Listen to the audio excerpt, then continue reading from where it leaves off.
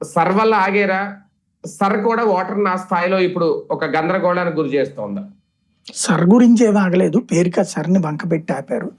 యాక్చువల్‌గా సంక్షేమ పథకాలన్నీ ఈళ్ళు చెప్పినయి ఏమీ జరగట్లేదు గాబట్టి, ఇప్పుడు అమ్మ ఒడి ప్లేస్‌లో తల్లికి వందనం తెచ్చారు కదా! ఆ డబ్బులు ఈ నెలలో ఏస్తారు. వేశాక వీళ్ళెళ్తారు జనం దగ్గరికి. తద్వారా ముందు ఇది ఎళ్లారనుకోండి మీకు ప్రభుత్వం నుంచి అంతా బాగా అందుతోంది గదా! అన్నారనుకోండి. ఏం అందట్లేదు అన్నారనుకో, మొన్న అమ్మఒడి పడలేదా అని అడుగుతారు. పడిందయ్యా అన్నారనుకోండి. మరి మిగతావి 1 బై 1 పడతాయి అని చెప్తారనమాట.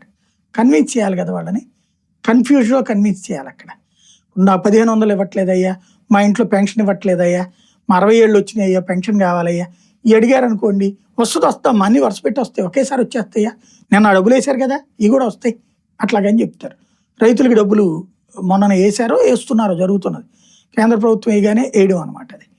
కాబట్టి మొన్న ఈ నెలలో రైతులకు పడింది. వచ్చే నెలలో వాళ్ళకి పడతది. అట్లాగా 1 బై 1 అనమాట. అది. హ్మ్. హ్మ్.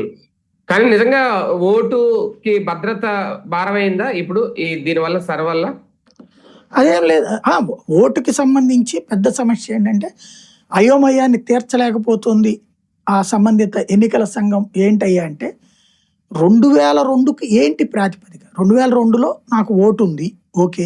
నేనెక్కడో ఓటేశాను. ఆ ఓటు తీసేసి కొత్త ఓటు ఇవ్వడం అనుకున్నాం అనుకో. అక్కడ ఓటు నా దగ్గర నంబర్లు లేవే. అప్పట్లో ఓటర్ ఐడీలు ఇవ్వలేదు జనాలకి చేతులకి. స్లిప్పులు ఇచ్చేవాడు మనకి. అంతే. ఇప్పుడు నువ్వు అది చెప్పమంటున్నావు. అదుంటే ఇది ఉన్నట్టా లేనట్టా తెలీదు.